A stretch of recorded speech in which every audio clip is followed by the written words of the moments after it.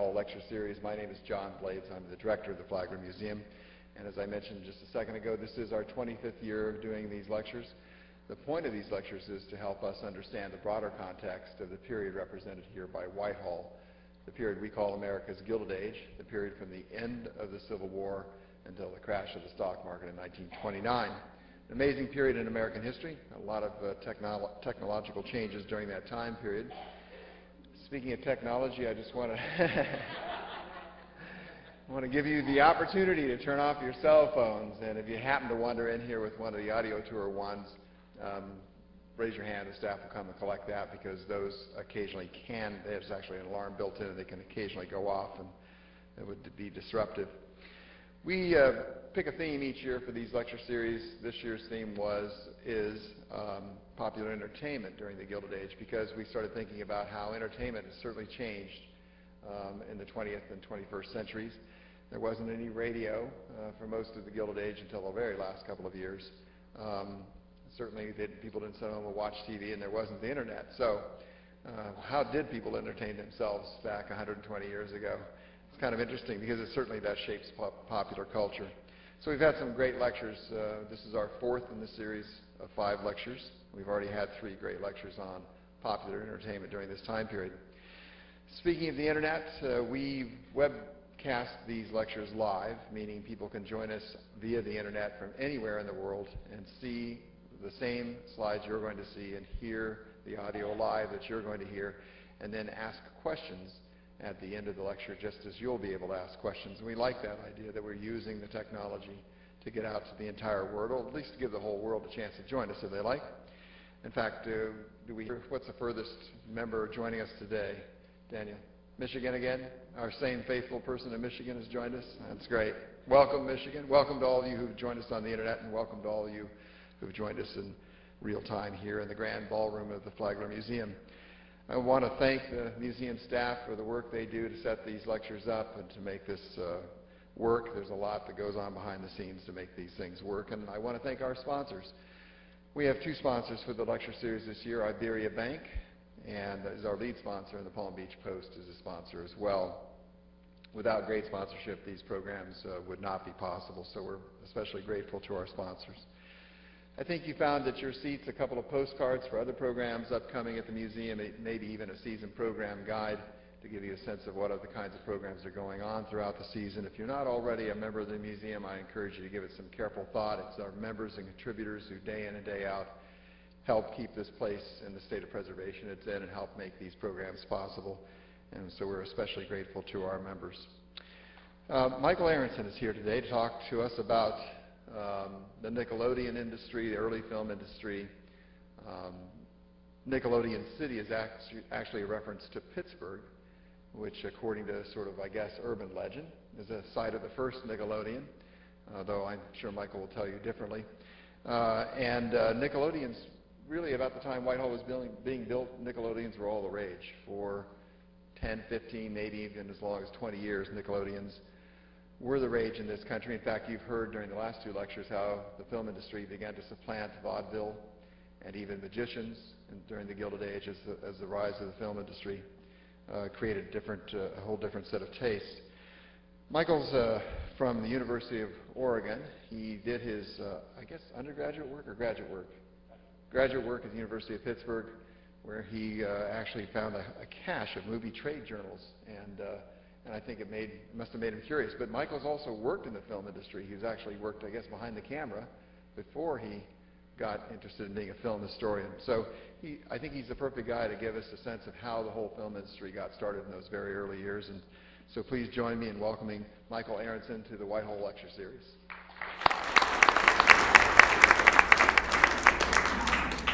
Thank you, John, for that nice introduction, and thank you all for coming. Thanks to the museum for bringing me all the way from Oregon. And I am actually going to talk about that urban myth, because actually when I moved to Pittsburgh, I had heard that the Nickelodeon started in Pittsburgh, and one of the things I wanted to know was why? Why does something start somewhere? And obviously the term Nickelodeon is something we've all heard, but the idea that it was actually an individual place, that somehow some individual place started something, really struck me. And so the talk I'm going to tell you about today in fact, whether that urban myth was true and maybe a little bit about why it was true. But you ever had one of those days where everything seems to be going just right until suddenly it's not? That's how it was for Saul Light of Pittsburgh, Saturday, November 18th, 1905, who on that morning opened the doors for the first time to his grand moving picture theater. There's Pittsburgh at the turn of the century. The Grand Moving Picture Theater was a big name for a pretty small place. It was an 18-foot wide storefront in Pittsburgh in an area called the Strip District, which is an industrial neighborhood just outside of the main city. With his projector mounted on the floor at the front of the store on Penn Avenue, near the drapery-darkened entrance, Saul's resulting theater could fit just about 60 nickel-paying customers at a time. Saul, and that's where it is today, or would be today. Saul was the son of a Lithuanian tailor, and his nickel theater fits flawlessly within traditional historical assumptions about the Nickelodeon, as a potent site for immigrant entrepreneurship and working-class commercial leisure. Nickelodeons, like the Grand, so the history goes, were where the American dream was made for exhibitors and audiences alike. And for a brief moment, such appeared to be the case for Saul. Upon opening the door to his theater, Light found himself doing a thriving business, in part due to the district's large population of women and children. Unfortunately, his potential as a showman was not matched by his technical expertise. And when his young projectionist went to dinner that first busy Saturday night, things quickly took a turn for the worse. As the Pittsburgh Post described it on the front page the next day, Light, apparently unfamiliar with the flammable properties of cellulose nitrate, allowed the projector to stop with a film still in the gate, causing it to burst into flames, the machine to explode, the draperies in the building to catch fire. The ensuing blaze and panicked rush to escape resulted in injuries to more or less half the audience. That was it for Saul. And less than a week after the fire, the city's building inspectors began an official tour of the city's growing number of 5-cent shows. The inspector made his well-publicized rounds in the evening, arriving unannounced at a dozen shows throughout the city. A reporter wrote the next day of the evidence he saw for the craze for moving picture shows, Nickelodeons as they were now being called for the first time.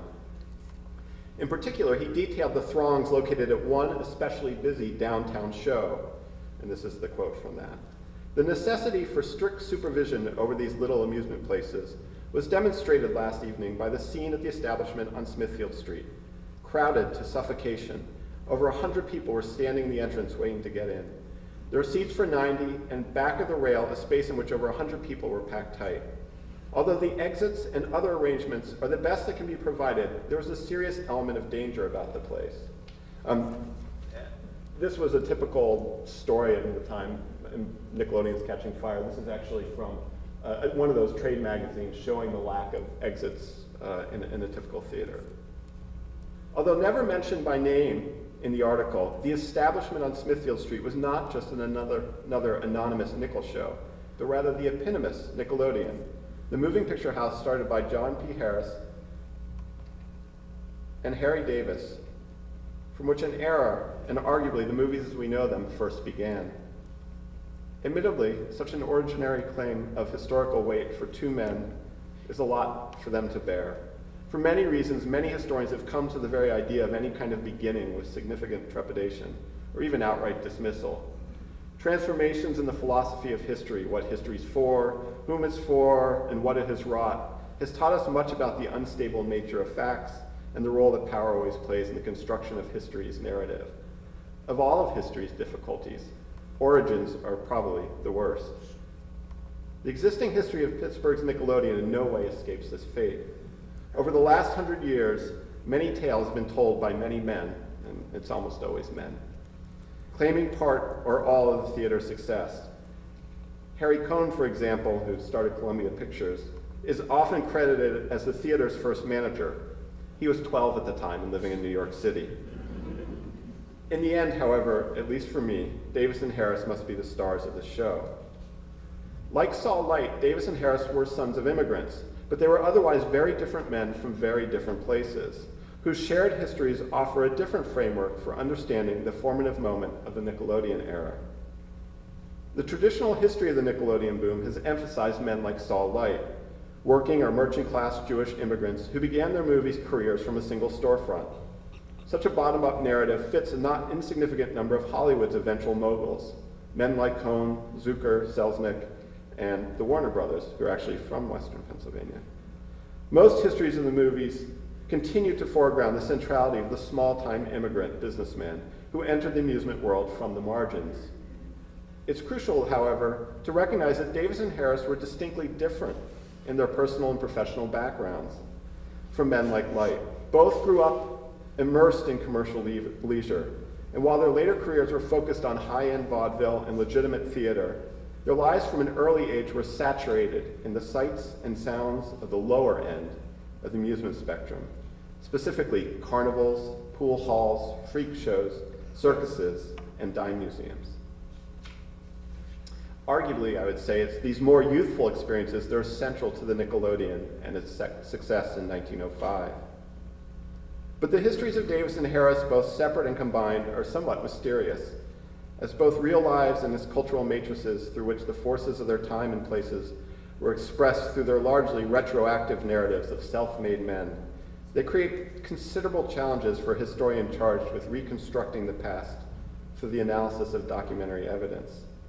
The reason, there's not much about them really, and the reason for this absence is in itself somewhat revealing. In its inception, the Pittsburgh Nickelodeon was never intended to be particularly important, influential, or revolutionary, simply profitable. No celebratory photographs were taken, no ads placed, no records kept. Faced with all the contradictory stories, layers of hearsay, legends, and outright lies, it's not surprising that most contemporary film historians have balked at the possibility of granting the Pittsburgh Nickelodeon a discernible role as the first. Exhibition historian Doug Gomery, for instance, adopts the safer universal narrative in claiming there had been Nickelodeons from the start.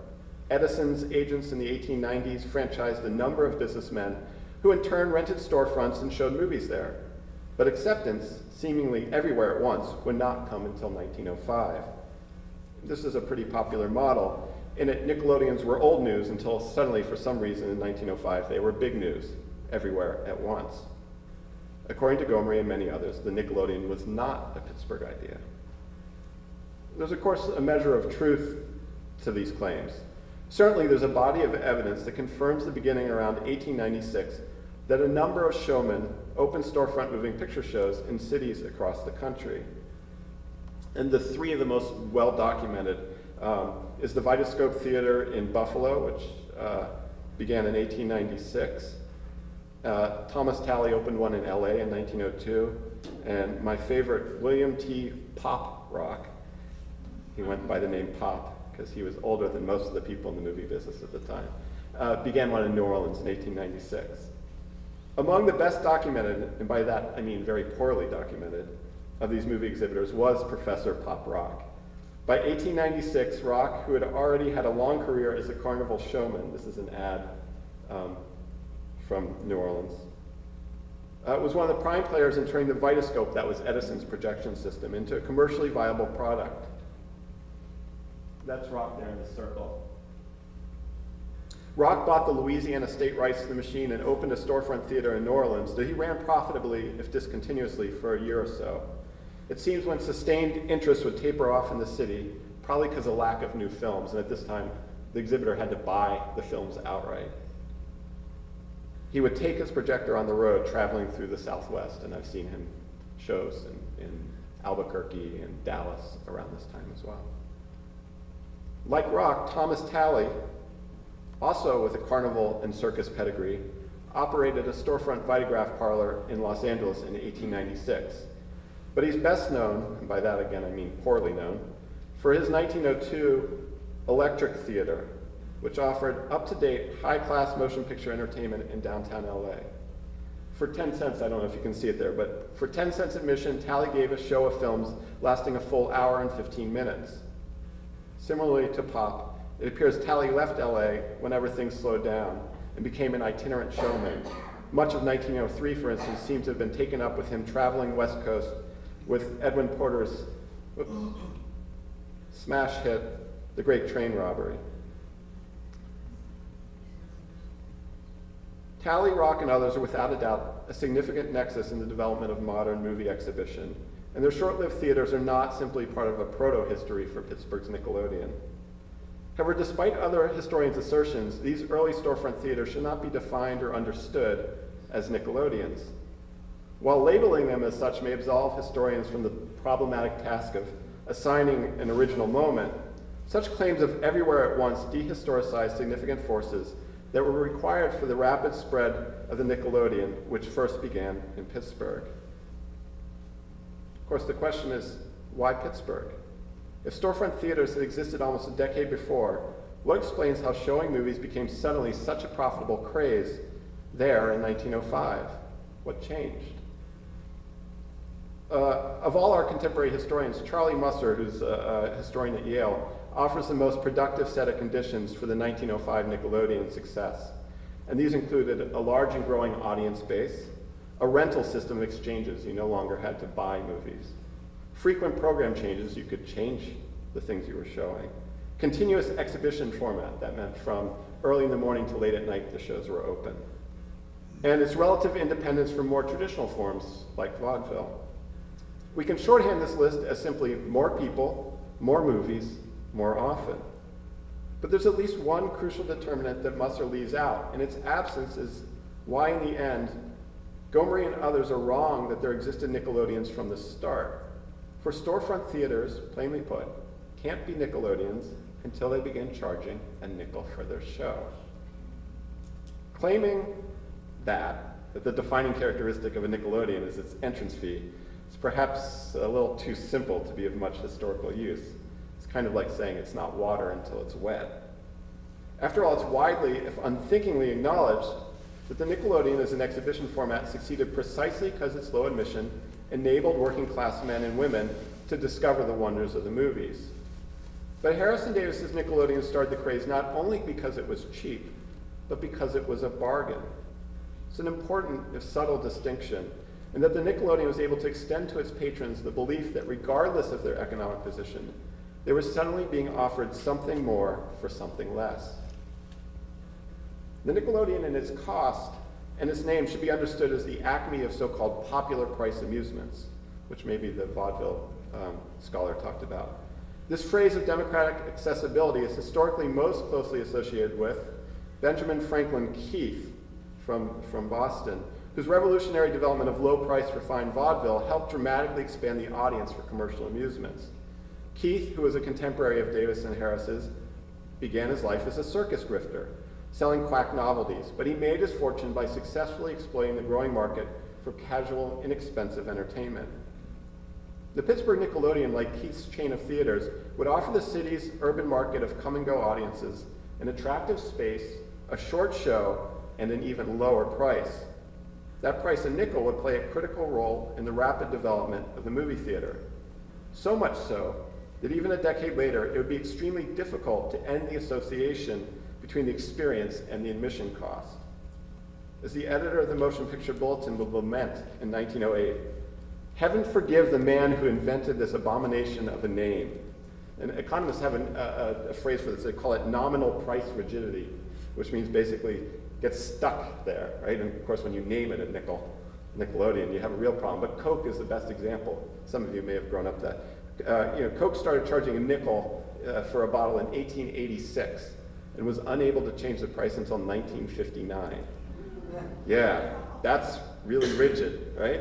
Well, so the Nickelodeon had a similar problem. It became popular, but it was very difficult to raise the price. And I should say as an aside, the CEO of Coke in 1953 was friends with Eisenhower, the president at the time, and he actually wrote him and asked if he would make a 7.5-cent coin. Because like the Nickelodeon, the next jump to a dime, that's a 100% increase in price, right? And so it was a real problem, obviously.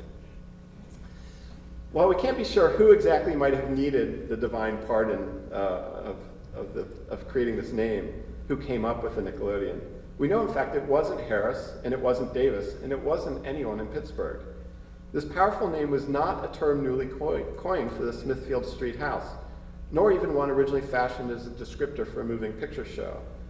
Instead, my research shows it came to life in the fall of 1888, when a small-time Boston hustler, Colonel William Austin, announced he was opening his nickel-plated Nickelodeon, a literal half-price version of the then-popular dime museum. That's actually from Richard Olcott's Yellow Kid. It's kids putting on a dime museum show. As opposed to the city's grand dime museums, Boston's, with its large exhibit halls, sizable menageries, there were elephants, etc., and, quote, displays of freaks never seen before, Austin's self-proclaimed cozy exhibition offered a more intimate experience, requiring only 5 cents to enter. Although there are no records of the success of Austin's Nickelodeon, the name itself was obviously suggestive enough to get passed along. And we can find any number of examples throughout the late 19th and early 20th century, typically to describe other small museums and theaters offering family vaudeville, an amusement form that was on the rise. In 1897, one Nickelodeon owner, after removing all of his dime museum displays and turning to vaudeville, advertised that nickel admission would remain and proudly declared, "I started as a Nickelodeon, and as a Nickelodeon I shall continue." As late as 1904, a new vaudeville-oriented Nickelodeon opened in Pittsburgh, Massachusetts. Curiously enough, it charged a dime. For the 5 live acts it offered its patrons, including one of its star attractions, Alfonso the Human Ostrich. So, to recap, Davis nor Harris were the first to operate movie-only picture shows. They weren't even the first to name a theater Nickelodeon. But if they weren't the first, what exactly was it about this specific theater and these specific men that were to a significant degree responsible for the Nickelodeon as a place and as an era? Harry Davis was English by birth, arrived in Pittsburgh in 1870 at the age of 9. His father was a millwright who designed iron mills. Harry, however, showed little interest in his father's respectable trade, and by his early teens was spending a summer touring the Midwest as a carnival hustler, running games of chance that the local yokels had little chance of winning. Every fall, as the carnival season came to a close, he returned to Pittsburgh to play and work in the city's saloons, pool halls, and bowling alleys. Davis bought his first city bowling alley in 1884, an amusement hall in 1888, and in 1891 he purchased the casino, a failing dime museum in the heart of the city's entertainment district. In order to renovate the space on the magnificent scale he felt was necessary to transform it into the Harry Davis Eden Musée, Davis turned to Frank McCann, a man Davis once described as his big butter and egg man. McCann was his bank, his equity. McCann was anything but a showman, and while his name rarely surfaces in the pages of the local press, city records show he was an extremely powerful force in Pittsburgh's real estate market. McCann would have a tremendous influence on how Davis's business would develop. One of the many unknowns about Davis's career is to what degree his business actually belonged to him. Perhaps the best glimpse into this mystery is an event that occurred on August 1st, 1899. Davis, it seems, chose that day to barricade himself in the Grand Opera House, along with 6 Pinkerton detectives he had hired in an attempt to maintain control of the theater. Such antics make good news, and newspaper reports reveal the underlying cause of the unfolding spectacle was that McCann had in fact recently fired Davis from his service as manager of the Grand. Up until that moment, McCann's name had never been associated with the theater, and it was promoted as belonging to Harry Davis. However, it turns out while Davis had at one time been a minority partner to McCann, he was now only an employee, having been forced to sell a share to McCann to pay off other debts. McCann had the theater door broken down, and Davis was arrested by city detectives. We'll return to Harry in a moment, but believe it or not, this didn't end his relationship with McCann. Unlike Harry Davis, John P. Harris was a native Pittsburgher, born in 1871 in the 5th Ward to Bridget and John Harris, who were British immigrants. And unlike Davis, Harris's father literally thrust his young son into showmanship, pushing him into the boxing ring at the age of 7 as part of a barnstorming burlesque show whose specialty were prize matches staged between boxing midgets. Apparently, Harris Jr.'s first performance came as a last-minute replacement for one of the regular pugilists who was too drunk to fight. The truth of the story was told later by Senator Harris, is of course unverified. But in its telling, Harris grounds the beginning of his own entertainment life in the display of less than a refined amusements. Considering the significance of their eventual relationship, it's somewhat surprising there's not even mythologized accounts of Harris and Davis meeting for the first time. Harris eventually became director of Harry Davis Enterprises, but he began working for Davis at the bottom, standing on the street, hawking admission to Davis's dime museum. At some point in his later teens, their working relationship became a familial one, as Harris met and fell in love with Davis's youngest sister, Eleanor, marrying her in 1894.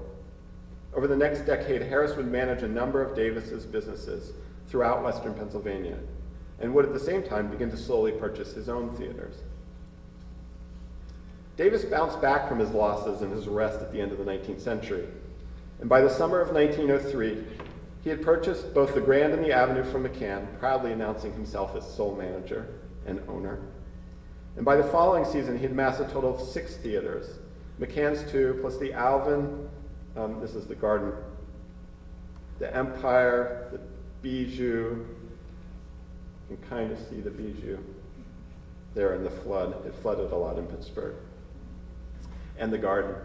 In virtually all of these theaters, motion pictures played a regular supporting role. In 1904, for example, Davis was consistently using the Great Train Robbery to conclude the Opera House show. According to one local reporter, the bill is closed by the realistic bank robbery portrayed by the kinetograph, and very few people leave their seats until it's concluded. The success of the Nickelodeon 6 months later was a sum total of all that came before it. A substantial body of showman's wisdom, almost 20 years of theater management, prior experiences using movies in a theatrical setting, and both men's working knowledge of a growing market in Pittsburgh and elsewhere for commercial leisure. But there are 2 more significant aspects of their business model that bore a direct influence on the success of the first nickel theater. Between 1902 and 1905, Davis was a major player in the city's rampant real estate market. Like today, I don't know if you guys know, Pittsburgh comes to a point, it's 3 rivers, as you've probably heard. So it's a relatively limited landscape, and Pittsburgh's prime commercial real estate was located in what's known as the Golden Triangle, where you could find a cadre of modern department stores. This is Kaufman's, so-called big store for taking up an entire block, as well as an increasing number of new corporate headquarters for the giants of steel-based capital. Location, location, location. This relatively small and finite piece of land at the river's juncture forced interested parties to fiercely compete for property, causing prices to soar, driven in part by investors like Davis and McCann. In these 3 years, between 1902 and 1905, Davis supposedly spent $6 million on purchases and leases, which according to one reporter, makes him one of the youngest investors in the city in possession of some of the best Pittsburgh property. He was in fact so active that they were actually saying he was causing the boom in and of it himself. Not every property that Davis desired was available for direct purchase. In the late spring of that year, he acquired a 99-year lease on the entire block of Smithfield Street from 5th Avenue to Diamond. This is actually across from the Kaufman store, directly across. The lease was purchased from McCann.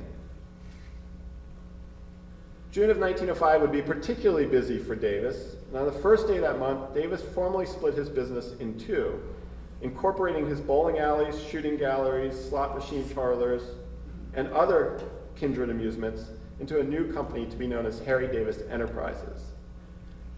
These amusements, which had been Davis's initial entry into commercial leisure, consolidated his long-tested belief in the power of the nickel. Even in periods when his legitimate theaters were profitable, Davis constantly sought ways to hustle small change. At one point, devising a chewing gum machine for streetcars that he marketed to various local traction companies. This project didn't last too long because the companies found that there was too much gum stuck to the seats of the cars. But it underscores Davis's kind of nickel-oriented philosophy. You know, he felt like it was quantity in terms of admission and things like that that would drive his profits. In 1905, 5 cents could buy you a loaf of bread, a single fare on one of these trolleys, or a large glass of draft beer in almost any of the hundreds of the city's saloons. But its power for the amusement business was due to the coin's increasing insignificance. While for many of Pittsburgh's working poor, the nickel remained valuable, industrialization and the slow rise of real wages had led to a moment when larger portions of the city's populace had access to small amounts of money not intended for food or shelter, literally pocket change. Pittsburgh in 1905 was in the midst of a massive growth spurt. 150,000 people had come to the city in the last 5 years. And 1905 in particular was an extremely productive one for the industry. Over and over again you see in the newspapers, mills are working at full capacity, which didn't always occur. And prior to unionization, if the mills slowed down, they laid off their workers. So the fact that the mills are working basically round the clock in this period shows that wages were increasing. The resulting overall prosperity helped precipitate Pittsburgh as a perfect landscape for the mixing of business and pleasure, the massing and commercialization of cheap amusements on a level not previously seen before. It's within this environment that John Harris subleased 433, 435 Smithfield Street, and it's just in that corner there. From Harry Davis. So that is, John Harris then leased from Harry Davis for the inflated price of $10,000 a year this space. And on June 2nd, 1905, opened the doors to a theater called the Nickelodeon. Which of the two had the original idea remains unknown. The men weren't competitors, they were family and friends. Harris and Davis's sister had in fact just named their second son Harry Harris after Davis.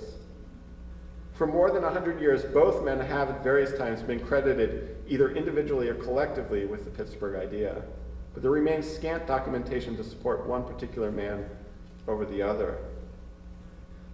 In part because, like I said, this Nickelodeon was originally understood as more of an amusement evolution than a revolution. The first verifiable mention by the name of the Nickelodeon on Smithfield Street in a Pittsburgh paper isn't until May 1906, almost a year after it opens. You can kind of see that second store. This is probably from later, probably around 1909. By May 1906, 45 other Nickelodeons were paying for annual city operating licenses. The brief article that mentions the festive Nickelodeon appears on the editorial page of the Pittsburgh Sun. It reports an account seemingly intimate with the facts of the theater's beginnings. And this is from the newspaper. A year ago, John Harris conceived the idea of opening a room, installing a moving picture machine, renting the films from an Eastern syndicate, changing the picture once or twice a week, and charging 5 cents admission. He went to Mr. Davis with his idea. Mr. Davis said he had the money to back the idea, so the theory became a fact. The story's unusual lack of hyperbole, supported by existing evidence, makes this probably the closest account we have to the actual events.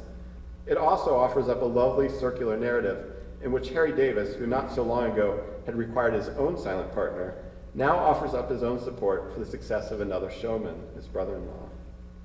How the resulting theater's costs or profits may have been divided, or whose company actually controlled the theater, remains a mystery. But everything points to the Nickelodeon as a really profitable partnership between both Harris and Davis. It was without a doubt those profits that spurred on others like the unlucky Saul Light to quickly follow. Almost from the beginning, a get-rich-quick mythology of the Nickelodeon business was propagated by how-to books, trade journals, and national magazines and newspapers, all which described the generic Nickelodeon, which typically looks something more like this, as a seat-of-the-pants operation that could profitably be run by entrepreneurs of little means and experience, with total costs ranging from $80 to $200 a week, including the rents for the storefront, in which patrons, it would say, sit in ordinary kitchen chairs. And you can see here, this is in Pittsburgh, 1906, on the north side, 3 theaters, basically one after the other, right next to each other. So $80 to $200 a week for everything. Harris, however, was paying more than $200 a week just for rent. And the Nickelodeon's customers, at least those who could find a seat, were ensconced in upholstered opera seats. Such expenditures were feasible for Davis and Harris because they had at easy hand both the accoutrements and the labor necessary to efficiently convert a storefront into a theater. This transformation included work by a skilled Hungarian plaster artist that Davis kept on retainer for his other theaters. The earliest surviving image of the theater show, a space decorated with ornamental flourishes, crown moldings, ceiling rosettes, pilasters framing the screen, all more closely associated with movie theater development a decade later in the Palace era than the earliest of storefront picture shows. One trade paper at the time, in fact, set the Nickelodeon's theaters costs at a considerable $40,000. But by all accounts, it was a worthwhile investment. Open 7 days a week from 8 a.m. until midnight, the theater could accommodate about 200 paying customers at a time. You can do the math. At the height of its early popularity, as many as 7,000 or 8,000 nickels rolled in a day, a toll that required a new set of patrons every 24 minutes.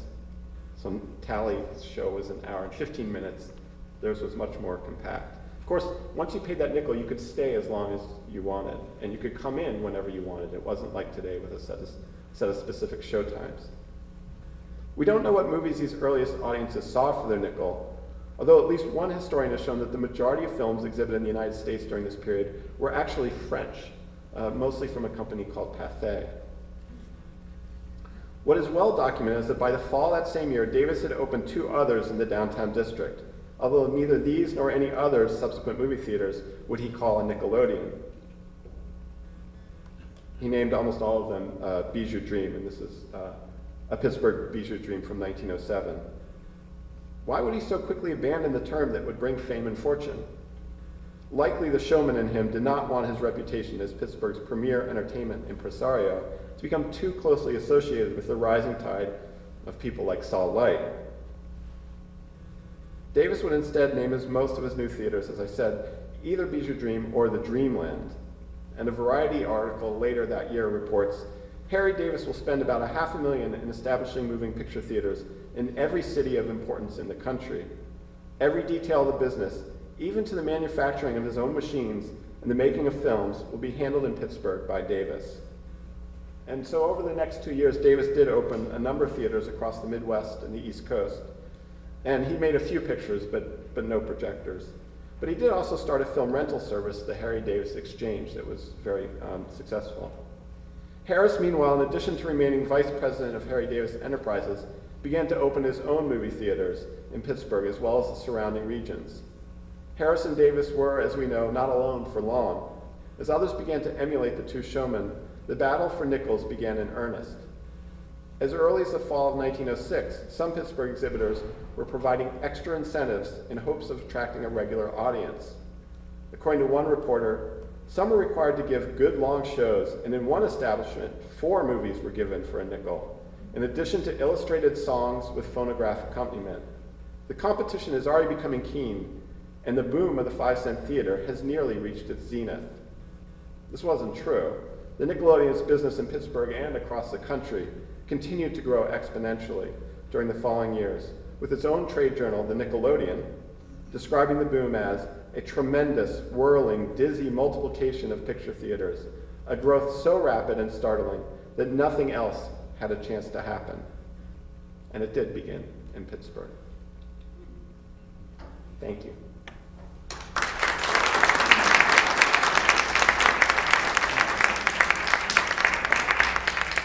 So I'm happy to take questions about Pittsburgh or elsewhere. Kind of hard to see with the spotlight, so. Anything from Michigan? There's a question here. I heard that Ithaca was a place where they were making films. Was that far back, or was that later? And I'm thinking Ithaca and Pittsburgh were close, and whether it was easy to get films. Yes, she's asking if that she heard that films were made in Ithaca, and if that was in the Nickelodeon era, and if there's any relationships between them. I mean, one thing to recognize is, today we think movies, we think Hollywood, right, or maybe Hollywood, Florida. But in fact, movie production in this period was incredibly diverse. And in fact, there was production in Florida for the same reason many of you are here. The weather was decent in the winter, so people would come. And most of the production initially was in places like New Jersey and some in Pennsylvania as well. And it's not really until about 1910 that we see film production moving to the West Coast for, again, many of the same reasons. Warm, right to work, no unions, etc. I don't know about Ithaca, but it wouldn't surprise me if production was done there. A lot of the companies that made cameras were based in the New York area, and some of those would have definitely been hoping to stay outside of New York City because of Edison, who was really in control of equipment through his patent trust. So it wouldn't be surprising if companies were making films elsewhere. Can I just comment? Sure. The reason it was supposed to be in Ithaca partly was because of the cliffhangers, because it was such great geological, that's what it, yeah. So, I mean, yeah, again, I mean, part of the attraction for films in this period was just to see things you hadn't seen, right? So, and or conversely, to see things, you know, to see yourself. And oftentimes, films get made locally that would then be projected locally so that you could see yourself in the films.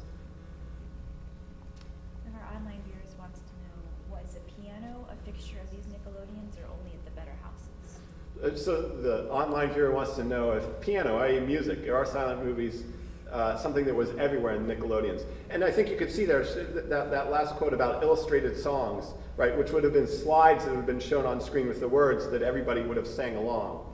And there would have been a piano. In fact, there's also, at the same time that they're worried about fire in Pittsburgh, complaints about the noise because they would have a phonograph or some other musical accompaniment used to draw in the audience. Again, very circus-like, right? To build a crowd outside and then to draw them into the theater.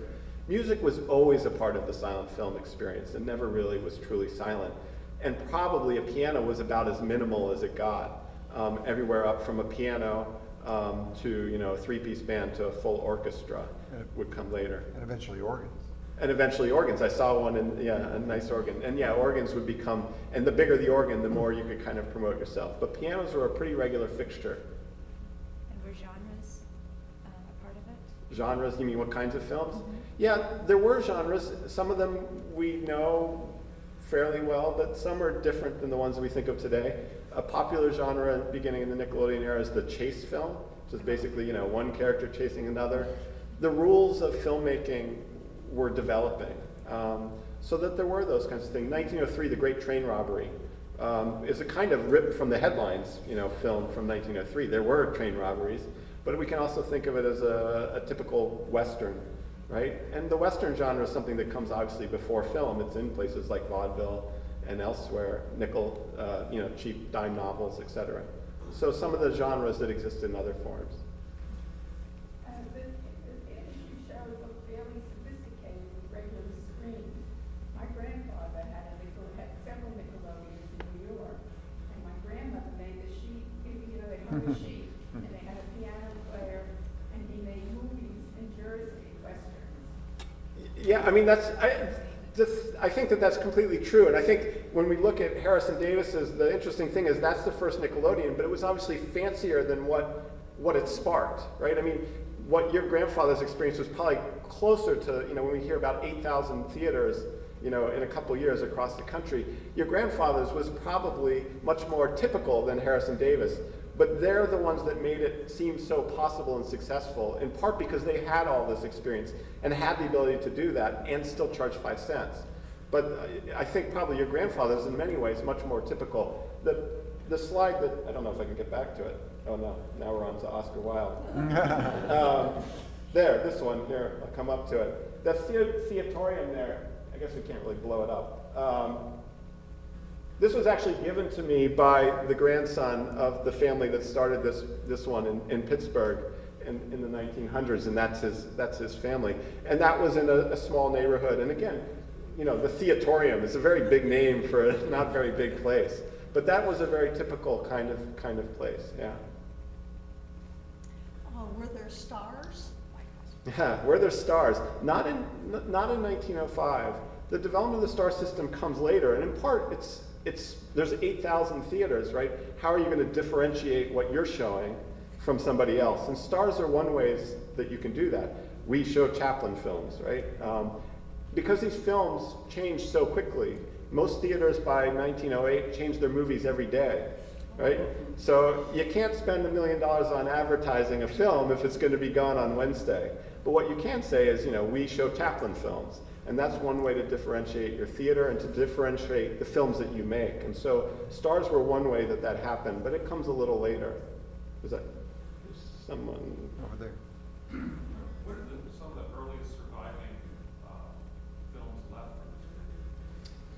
From this period, there are a fair amount. The earliest ones survive in decent numbers, in part because of, again, Edison was really interested in copyright and owning, property.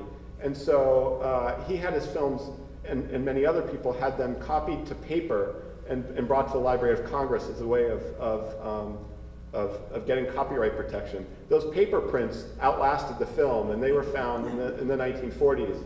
And so we have a huge collection from the earliest periods, not huge, but substantial from the 1890s to 1900. The middle period, less so. They didn't get saved as much, and they were incredibly ephemeral. They were both dangerous, so a lot of times they were burned, right, afterwards safely to be destroyed. But there's enough that gives us a sense. It's probably somewhere in the neighborhood of 5 to 10% maybe saved from the silent era.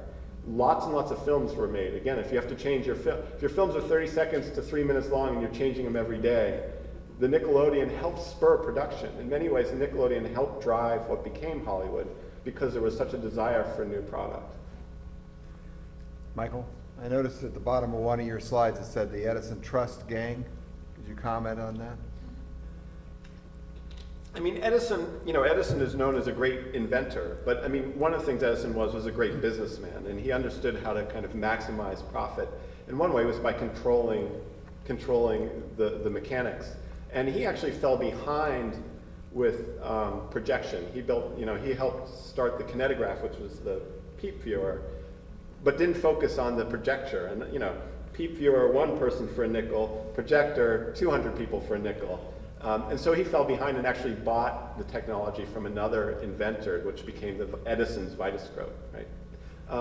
But one of the things Edison did was pulled together a bunch of people who owned the patents to things like the technology that makes film start and stop, right? To make moving pictures, you have to take, say, 18 frames a second. The film has to come down, stop, take a picture, pull forward 18 times a second, right? It's a series of still images. So, along with the people who owned other patents, he basically formed a trust, a series of patents in which they controlled the means of production. He also struck a deal with Kodak, saying that only people who use our equipment can use Kodak film. And then they all profited from it. What that did was limited the market. They owned the company, they owned the production. And so from the Nickelodeon era to the 19-teens, they really tried to shut down any of their competitors. It ultimately failed, but in that period, they tried to profit as much as possible from that. So those people that you see up there were belonged to the trust. The origins of the word bijou, and time, place, bijou. I think bijou is like Nickelodeon is actually an earlier, probably a 19th century term. I don't know the etymology of it. Does anyone? It means jewel. Yeah. Yeah, but how did it get applied to theaters? I mean, I think when you look at the word like Nickelodeon, I mean, it's like the high and the low, right? I mean, it's Greek theater, it's nickel, and theatorium. A lot of these, Dreamland. It was this idea, this writ smaller, the idea that this is that idea of the bargain, that you're getting this kind of high art experience, not really, but presented as such. And of course, movies were technology, and a lot of this is that idea of technology. You see the word scope a lot, or theatorium. The idea that it was cutting edge technology. Can you say anything about the relationship, commercial and distribution, between the producers of the films and the owners of the Nickelodeons? There had to be a tremendous flow with all kinds of possibility for preferential treatment, limited purchase agreements, rental agreements, and so forth. You're a businessman, aren't you? No, I'm a professor. No, I say that because the distribution is for me, it's really interesting. In the book, there's actually a whole chapter about the exchanges, which are the distribution. And Pittsburgh became a site of distribution. For the same reason, maybe it became a site of industry. It was centrally located. There were lots of rail yards. The films could come in from different places. And the exchanges was another place actually where Edison he actually buys up or shuts down virtually all the other exchanges in the period to try and control that market, because he saw that as the most profitable market. And actually the Warner Brothers start out in the exchange business, and I found all these letters at the archives in LA, the Academy archives, basically saying, to the Warner Brothers from this guy Seelig, who was making a lot of films at the time. You guys are so cheap. You're not. I'm not selling you anything. You don't pay bills. You're not. You know. So they were middlemen. They were middlemen. Yeah, they were again, and middlemen became some of the more powerful men in the industry, in part because they recognized how important it was. So exchanges was the first word used instead of distribution, and certain cities, Chicago, Pittsburgh, Philadelphia, became sites of exchange, and they would ship out the movies. The distributors, exchanges in Pittsburgh, sent kids on trolley cars at midnight, to swap out the films with the theaters, because they had to be exchanged every day. So it was a really vital part of the industry. Did they sell concessions? And if so, what kind of food and drink? Yeah, concessions, which now are actually the profit, that's what, as any of you have bought a Coke, it's not a nickel anymore. Profit, I think this is somewhat a mythology, but now they say that the concessions are actually the only thing that makes theaters profitable.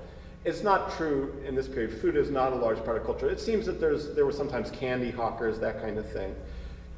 Food actually comes about as a central part of the movies, really as a result at the end of the Gilded Era, as the Depression, as a way of increasing profitability for theaters that were really going under. And that's the moment when you get things really consistently like popcorn and drinks in the movies. Where were the early Nickelodeons in New York City? Everywhere, although it's within the narrow field of silent film movie exhibition professors, it's actually a contested thing, because one of the questions is, who goes to the movies? Is it all truly working class people, or is there a drive by white collar workers to see it? And so where those theaters are, who their audience was, is a question. It seems a little bit of both. I mean, oftentimes they were in immigrant neighborhoods. But they were also elsewhere. And in Pittsburgh, for instance, downtown is not an immigrant neighborhood. It's the site of commerce and business. And the so-called sons and daughters of labor, the people that were training to be professionals, this is the rise of secretaries and bureaucratic workers. They're the ones going to the Nickelodeon downtown and the other theaters. So I think it's a real mix. In New York City, there were hundreds, if not thousands, by the end of the period, and they're spread all over the city. I remember when I was a kid, either which is like in the 40s, you could go to buildings on 42nd Street and put a nickel in and look at something. Yeah. Well, I associated that with Nickelodeon. I'm getting older too, but I used to go to the amusement parks, and those particularly the flip photo ones, which were made by a company called Bioscope originally. Those were still they were right alongside the Pac-Man machine for a long time. Yeah. Were there subtitles in the Nickelodeon era in the films? Did it require literacy to appreciate what you were seeing? Yeah, one of the things people who said the movies were good was that they Americanized immigrants, right? That on one hand they were culturally accessible to everyone who didn't speak English, but they also supposedly learned English by reading, we didn't call them subtitles, but intertitles, right? Because they're in between. Those begin to show up in this period, certainly they do. And they become much more common and more used in the 19-teens. But this is about the period, about 1905 and forward, when we begin to see consistent intertitles. Yeah. One last question, I guess. Was there a parallel industry with racy films, or was it all family fare? That's the question my students always ask.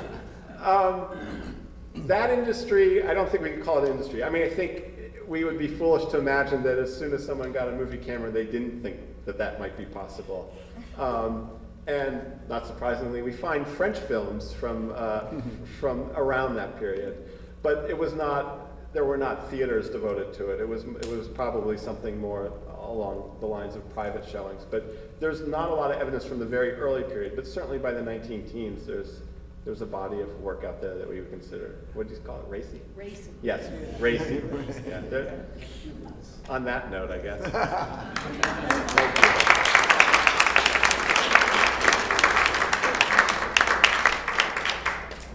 Thank you, Michael. I appreciate that. Very interesting stuff. I thought, well, what did a nickel mean back in 1905? It's actually comparable to about $1 today. So we had a series of dollar theaters. I think you'd get the right idea. I also was struck by the dime museum idea. You know, this idea that museums, in the late 20th century, we look at them as educational institutions. We have tax-exempt status strictly because we're educational institutions. The word museum never appears anywhere in the tax code. But in the 19th century, they were seen as for-profit organizations and about entertainment. So one of the first museum directors in the country is a guy named who? P.T. Barnum, right? In the American Museum in New York.